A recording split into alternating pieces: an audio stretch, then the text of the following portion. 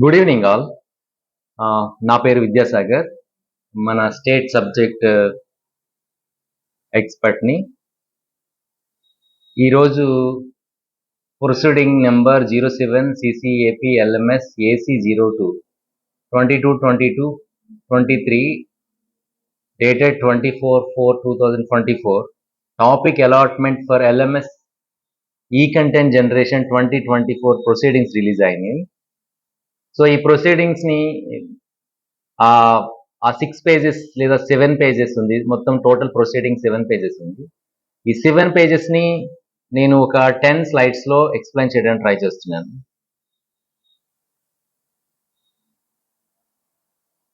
APCC Learning Management System LMS is an innovative tool for faculty and students and provides a generalized platform for accessing course materials, faculty videos, assessments, and tracking progress. Aligned with NEP 2020 for enhancing teaching quality and promoting self-learning. వీళ్ళు proceeding స్టార్టింగ్లో ఇదంతా ఎందుకు చేయాల్సి వస్తుందో అని చెప్తున్నారు. కాబట్టి ఇప్పుడు LMSలో యొక్క ఇంపార్టెన్స్ ఏంటి, మన NEP 2020తో టైఅప్ అయ్యి ఇదంతా చేస్తున్నాము అని చెప్పడానికి proceeding ఉపద్ఘాతం. E-content development of e-content for first, second and third year UG syllabus in line with single major curriculum. So single మేజర్లో first year, second year and third year. అయితే third ఇయర్లో ఒక internship ఉంటుంది కాబట్టి మనకి మొత్తం టోటల్గా ఫస్ట్ ఇయర్లో 2, సెకండ్ ఇయర్లో 2, థర్డ్ ఇయర్లో 1. సో ఫస్ట్ ఇయర్లో ఎసెన్షియల్, అడ్వాన్స్డ్ 2 పేపర్స్ కూడా మనం పెద్ద టాపిక్స్ ఏం లేవు, 6 టాపిక్స్ ఉన్నాయి మన మ్యాథమెటిక్స్ సంబంధించినంత వరకు. అంటే టోటల్గా మనకి 4 సెమిస్టర్ సంబంధించినటువంటి కరికులంకి మనకి LMS ప్రిపేర్ చేయడం జరుగుతుంది. అండ్ ఈ కరికులం తయారు చేసిన LMSలు కూడా CCLMS వెబ్ పోర్టల్లో హోస్ట్ చేయడం జరుగుతుంది. To be hosted in CCLMS web portal. State level subject expert committee, గుర్తుపెట్టుకోండి, SECs అంటే state level subject expert committees. ఇక్కడ 3 మెంబర్స్ ఉన్నారు మన మ్యాథమెటిక్స్ సంబంధించినంత వరకు. 1 doctor KV Vidyasagar, 2 Renuka, 3 doctor Ramakrishna. So and nodal NRC centres, nodal resource centres NRC, and NRC wise subject కోఆర్డినేటర్ని NSCs, nodal resource centre level subject coordinator, NSCs, nodal subject coordinators. అంటే so మీరందరూ కూడా NSCs అన్నమాట, nodal level subject coordinators. ఆ NRC లెవెల్లో subject coordinators కాబట్టి మీరు NSCs, మేమేమో SECs subject expert, state level subject expert committee members. మీరు ఆ NRC లెవెల్ సబ్జెక్ట్ కోఆర్డినేటర్స్ అవుతారు. ఫర్ ఈ సబ్జెక్ట్కి కూడా అలకాట్ చేయడం జరిగింది.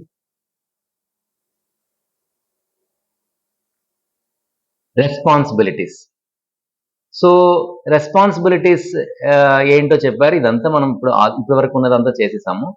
రెస్పాన్సిబిలిటీస్ ఏంటి చెప్పారంటే, identify topics and assign to lecturers. అదే కంటెంట్ జనరేటర్స్, లెక్చరర్స్ అంటే కంటెంట్ జనరేటర్స్కి అసైన్ చేయడం ఫస్ట్ చేయాల్సిన పని. అండ్ ఆల్రెడీ మనం ఇప్పుడు ప్రతి టాపిక్ కూడా ఇండెక్స్ ఇవ్వడం జరిగింది. అలాగే ప్రతి లెక్చరర్ కూడా టాపిక్స్ మ్యాక్సిమం 3 ఇవ్వడం జరిగింది. కొందరికి 2 కూడా రావడం జరిగింది. మ్యాక్సిమం 3 అంతే. ఇందులో పెట్టేటప్పుడు లెక్చరర్స్లో మానిటర్ కాంటెంట్ డెవలప్మెంట్ ప్రోగ్రెస్. ఇప్పుడు మనం ఎలా జరుగుతుంది ఏంటి ఎప్పటికప్పుడు అప్డేషన్ చేసుకుంటూ ఉండాలి. SEs అలాగే మీకు and states subject experts committee, అలాగే నోడల్ లెవెల్ సబ్జెక్ట్ కోఆర్డినేటర్కి ఇద్దరి మధ్య ఇంటిమసీ ఉండాలి. ఏమవుతుందో అప్డేషన్స్ ఎప్పటికప్పుడు తెలియజేస్తూ ఉండాలి. And review and scrutinise generated ఈ కంటెంట్ అండ్ రివ్యూ చేయాలి. ఆల్రెడీ మీరు తయారు చేసుకున్న వాటిని మేము రివ్యూ చేసుకోవాలి. రివ్యూ చేసి స్క్రూటనైజ్ చేయాలి. రివ్యూ అండ్ స్క్రూటనైజ్ జనరేటెడ్ ఈ కంటెంట్. సో ఈ కంటెంట్లో కంటెంట్ జనరేటర్ రెస్పాన్సిబిలిటీస్ అంటే ప్రిపేర్ ఈ content in 4 quadrants and video ఒకటి గుర్తుపెట్టుకోండి, 2 podcast, 3 presentation, 4 additional reading material, 5 self assessment వచ్చింది. ఇక్కడ 4 and 4 అనుకోకండి, మీరు టోటల్గా తయారు చేయాల్సినటువంటివి 5: video, audio podcast or audio, presentation or PPTs. Presentation ఇక్కడ పీపీటీస్ ఆర్ పీడిఎఫ్లో బీమర్స్ అయినా పర్వాలేదు, మనకి ఎక్కువ లాటెక్లో మనం వాడతాం కాబట్టి ప్రెజెంటేషన్ మన పీపీటీ అయినా పర్లేదు, బీమర్లు. అండ్ ఎడిషనల్ రీడింగ్ మెటీరియల్ అంటే లెక్చర్ నోట్స్, ఇక్కడ లెక్చర్ నోట్స్ ఏమైనా మీరు ప్రొవైడ్ చేయాలి. అండ్ సెల్ఫ్ అసెస్మెంట్ క్వశ్చన్స్, ఇవి ఎలా ఇవ్వాలో కూడా క్లియర్గా వచ్చినాడు. సెల్ఫ్ అసెస్మెంట్ క్వశ్చన్స్ ఎన్ని ఇవ్వాలి, ఎలా ఇవ్వాలి అని ఇచ్చాడు. బట్ నేనేంటంటే సెల్ఫ్ అసెస్మెంట్ క్వశ్చన్స్లో multiple choice questions, MCQs minimum 6 questions ఉండాలి. అండ్ అలాగే true or false questions, TFQs అన్నారు వాటిని. టీఎఫ్క్యూస్ అంటే ట్రూ ఆర్ ఫాల్స్ క్వశ్చన్స్ అని, అవి మినిమం 6 ఉండాలి. And match the following questions minimum 1 ఉండాలి. ఇక మిగతా వాటి మీద కండిషన్స్ లేవు, బట్ మనం ప్రొవైడ్ చేయాలి. Short answer questions, SHAQs, very short answers questions, VSAQs, SI type questions or long answers questions, LAQs, ఇవన్నీ మనం ప్రొవైడ్ చేయాలి. బట్ మనం మాత్రం ఖచ్చితంగా చేయాల్సినవి మూడు ఏంటవి? ఒకటి ఎంసీక్యూస్, ఎంసీక్యూస్ ఎన్ని ఉండాలి? 6 ఎంసీక్యూస్. అండ్ టీఎఫ్క్యూస్ అంటే ట్రూ ఆర్ ఫాల్స్ క్వశ్చన్స్, అవి 6 ఉండాలి. And after that match the following, MFQs, match the following questions వచ్చేసి 1 ఉండాలి. సో ఎంసీక్యూ 6, ఎంఎఫ్క్యూ 6, టీఎఫ్క్యూ 6, ఎంఎఫ్క్యూస్ 1, టోటల్గా 12 + 1 13 క్వశ్చన్స్ ఖచ్చితంగా ఇవ్వాలి. వీటితో పాటు short answers questions, very short answer questions, essay type లేదా లాంగ్ ఆన్సర్స్ క్వశ్చన్స్ కూడా ఇవ్వాలి. సో ఇది కంటెంట్ జనరేటర్స్ అంటే అందరం content generators, subject expert, nodal level subject coordinators, వీళ్ళందరూ కూడా కాంటెంట్ జనరేటర్సే. సో అందరికి కూడా ఈ విషయాలు తెలుసుకొని ఉండాలి. Next, recording studios. So recording studio established at NRC colleges.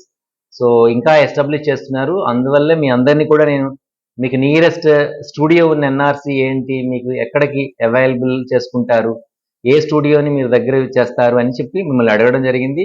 అదే విషయాన్ని మనం సిసి కూడా తెలియజేయడం జరిగింది. So recording studios established at NRC colleges, NRC college principal to plan recording schedules and ensure smooth operations. So మనం ముందే ఇప్పుడు మీరు వెంటనే చేయాల్సిన పని ఏంటంటే, మేము ఎన్ఆర్సి పలానా కాలేజ్కి వస్తామని ఆ కన్సర్న్ ప్రిన్సిపాల్కి మీ ప్రిన్సిపాల్ ద్వారా తెలియజేయడమో, లేకపోతే మీరే డైరెక్ట్గా తెలియజేయడమో, లేదా మన ఎన్ఆర్సి కోఆర్డినేటర్ ఎవరైతే ఉన్నారో, ఎన్ఆర్సి సబ్జెక్ట్ కోఆర్డినేటర్ ఎవరైతే ఉన్నారో వాళ్ళు వెళ్ళి కూడా లెటర్ ద్వారా పర్మిషన్ అడిగినట్టయితే వాళ్ళు ఇస్తారు. Weekly report on studio usage to be submitted to CCEAP. Studio ఎలా యూజ్ చేస్తున్నారనేది వాళ్ళు ఎన్ఆర్సి వాళ్ళు సబ్మిట్ చేసుకుంటారు. ఇప్పుడు ఏంటంటే వాళ్ళు మనకి ప్రొవైడ్ చేస్తారు నియరెస్ట్. అన్ని ఎన్ఆర్సిస్లో స్టూడియోస్ లేకపోయినా దగ్గరలో ఉన్న ఇంచుమించు ఎన్ఆర్సిస్లో మనకి స్టూడియోస్ ఉన్నాయి. సో ఎన్ఆర్సిస్లో స్టూడియోని మనం యూటిలైజ్ చేసుకోవాలి. ఆ యూటిలైజ్ చేసి రికార్డ్ చేసి వాళ్ళు సీసీకి సబ్మిట్ చేస్తారు. కాబట్టి మనం ఇంటి దగ్గరే చేస్తానంటే కుదరదు. అది ఫస్ట్ అంటే మ్యాథమెటిక్స్, పర్టికులర్గా మ్యాథమెటిక్స్ని ఖచ్చితంగా స్టూడియోస్లోనే ప్రెజెంటేషన్ ఉండాలి, రికార్డ్ చేయాలి. Yes, state level subject expert committee guidelines for subject expert committee. So first of all, allocate topic to all faculty members, qualified faculty members, regular and contract qualified lectures అందరికీ కూడా topic allot చేయడం జరిగింది. Cover all syllabus, papers, topics, electives and multi disciplinary courses అన్నీ కూడా చూడడం జరిగింది. అన్ని సబ్జెక్టులు, అన్ని పేపర్లకి ఇండెక్స్ ఇవ్వడం జరిగింది.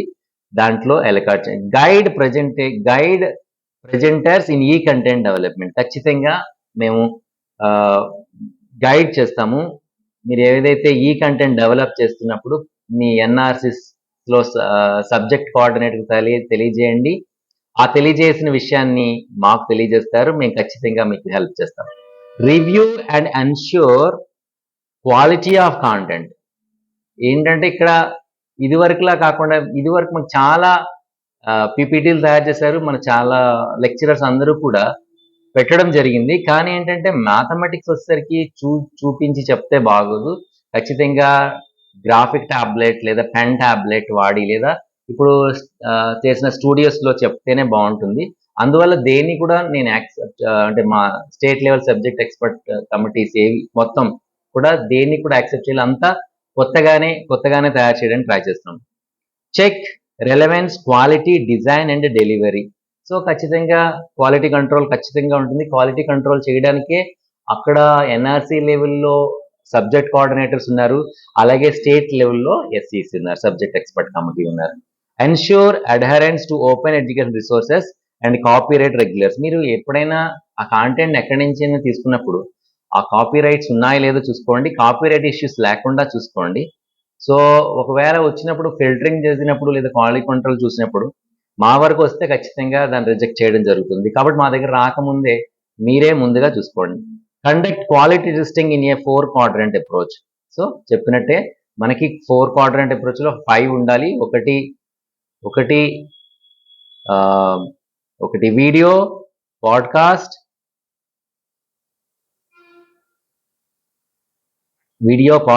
presentation, lecture notes and self-assessment questions. And duties of or guidelines of NSCs. Nodal level subject coordinators ఏంటంటే maintain coordination with subject expert committees and lecturers. So మనం మెయింటైన్ చేస్తూ ఉండాలి. And allocate topic to lecturers based on subject knowledge and skill sets.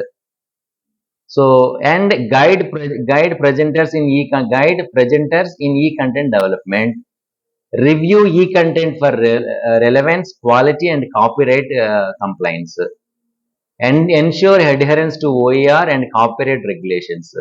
Verify language clarity and presenter fluency.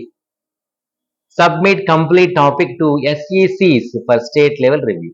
So ఇదంతా చేసిన తర్వాత మీరందరూ ఏం చేయాలి, మీ అండర్లో ఉన్న లేదా మీ గ్రూప్ మన ఎన్ఆర్సీ లెవెల్లో ఉన్న మ్యాథమెటిక్స్ లెక్చరర్స్ లేదా సబ్జెక్ట్ లెవెల్ లెక్చరర్స్ అందరూ కూడా గ్యాదర్ అయిన తర్వాత వాళ్ళ దగ్గర ఉన్నటువంటి ఎల్ఎంఎస్ ఈ 4 quadrants లేదా 5 పోడ్కాస్ట్తో కలిపి 5 కూడా పక్కాగా ఉన్నాయి. క్లారిటీ ఉండాలి, ఫస్ట్ ఫ్లూయెన్సీ ఉండాలి, లాంగ్వేజ్ క్లారిటీ ఉండాలి, కాపీరైట్ ఇష్యూస్ ఉండకూడదు, ఓఏఆర్ అడ్హరెన్స్ ఆఫ్ ఓఏ ముందు చూసుకోండి కరెక్ట్గా.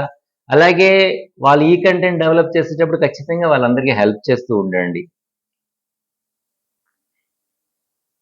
Guide lines for content generators వాళ్ళకి తెలియజేయండి. Guide lines for content generators అందరికి తెలియజేయండి. ప్రిపేర్ ఈ content in 4 quadrants for each assign topic. So ఇప్పుడు మన ప్రెసెంట్ ఒక్కొక్కరికి మ్యాక్సిమం 3 వచ్చినాయి లేదా 2 వచ్చినాయి. మ్యాక్సిమం 3 కాబట్టి 3 5s are 15. Okay, 3 5s are 15 అంటే ఒక ఫోల్డర్లో మనకి ఒక ఫోల్డర్లో 3 ఫోల్డర్స్ ఉండాలి. ఈ 3 ఫోల్డర్ 3 LMSకి సంబంధించిన ఫోల్డర్స్.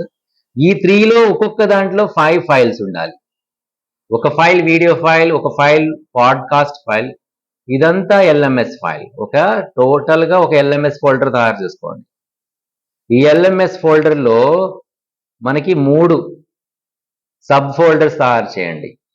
టాపిక్ రాసుకోండి, ఇది ఒకటో టాపిక్. ఈ టాపిక్లో 5 ఫైల్స్ ఉండాలి. ఈ రెండో ఫోల్డర్లో 5 ఫైల్స్ ఉండాలి. ఈ మూడో ఫోల్డర్లో 5 ఫైల్స్ ఉండాలి. ఇది మ్యాక్సిమం అనమాట. రెండే ఇచ్చారనుకోండి, ఈ ఫోల్డర్ ఉండవు. ఈ ఫోల్డర్లో 2 ఫోల్డర్సే ఉంటాయి, సబ్ ఫోల్డర్స్ ఉంటాయి. అందులో 5 podcast, video, lecture notes, self assessment, PPT, ఈ 5 కంటెంట్స్ ఉండాలి. సో ఇలా మీరు తయారు చేసుకోండి. దీనిని మీకు ఎన్ఆర్సీ లెవెల్ సబ్జెక్ట్ కోఆర్డినేటర్కి సెండ్ చేయండి. సెండ్ చేసే ముందే ఖచ్చితంగా ఇక్కడ ఇంగ్లీష్ వాడకూడదు. ప్రిపేర్ లాంగ్వేజ్ సబ్జెక్ట్స్ తప్ప, except language subjects, prepare the content in English. prepare the and try to explain the topics in English. Avoid plagiarism and violation of copyrights. Plagiarism ఖచ్చితంగా state లెవెల్కి వచ్చేసరికి మనం టర్నిటిన్ వాడుతున్నాం కాబట్టి ఖచ్చితంగా టర్నిటిన్లో చెక్ చేయడం జరుగుతుంది. బిలో 20 కాపీయింగ్ లేదా సిమిలారిటీ పర్సెంటేజ్ 20% కంటే తక్కువ ఉండాలి. 20% ఆర్ బిలో 20% ఉన్న వాటిని మాత్రమే యాక్సెప్ట్ చేయడం జరుగుతుంది. దయచేసి మీరు గుర్తుపెట్టుకోండి, ప్లగారిజం ఎక్కడో కాపీ కొట్టేసిందని ఉండకుండా ట్రై చేయండి. Avoid plagiarism and copyright issues కూడా లేకుండా ఉండాలని వాళ్ళకి చెప్పండి. కంటెంట్ జనరేటర్స్ తెలియజేయండి. And use open education resources and side sources. కాబట్టి ఎక్కడైతే ఇష్యూస్ లేవో, ఓఈఆర్స్లో ఇష్యూస్ ఉండవు, అలాంటి చోటు నుంచే కాంటెంట్ తీసుకోండి తప్ప ఎక్కడైతే ఇష్యూస్ ఉన్నాయో అవి తీసుకోకండి, మనం ఇబ్బంది పడతాం. Video and presentation guide lines. Video and presentation guide lines last year వచ్చినట్టే వచ్చినాయి. లాస్ట్ ఇయర్ వచ్చినట్టు వచ్చినాయి అంటే ఎలా ఉండాలి చెప్పారు కదా. వీడియో వచ్చేసరికి 15 to 25 minutes టైం లిమిట్ ఉండాలి. 15 to 25 minutes time limit for the recorded video. Video ఈ MPEG-4 ఫార్మెట్లో ఉండాలి, గుర్తుపెట్టుకోండి. ఒకటి ఈ ఏదైతే వీడియో ఉందో ఈ video guidelines last time ఇచ్చినట్టే first guidelines 15 to 25 minutes time లిమిట్తో ఉండాలి. రెండు, వీడియో MPEG-4 ఫార్మెట్లో ఉండాలి. అండ్ ఆస్పెక్ట్ రేషియో 16:9 ఉండాలి.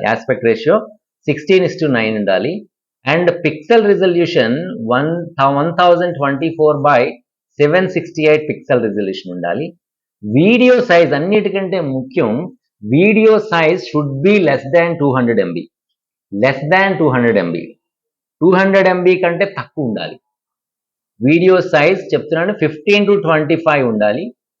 మీరు యూట్యూబ్ ఫార్మాట్ తీసుకుంటే సరిపోతుంది. 15 to 25 minutes ఉండాలి. వీడియో MP4 ఫార్మాట్లో ఉండాలి. 16:9 రేషియో ఉండాలి. 1024x768 పిక్సెల్ రిజల్యూషన్ ఉండాలంటే ఇవన్నీ మనం పట్టుకోకండి. యూట్యూబ్ టైప్లో ఉండాలి, యూట్యూబ్కి సరిపోయేటట్టుగా ఉండాలి అంతే. 15 to 25 minutes టైం లిమిట్ ఉండాలి. And video size 200 MB. మనకు రెండు విషయాలు గుర్తుపెట్టుకోండి.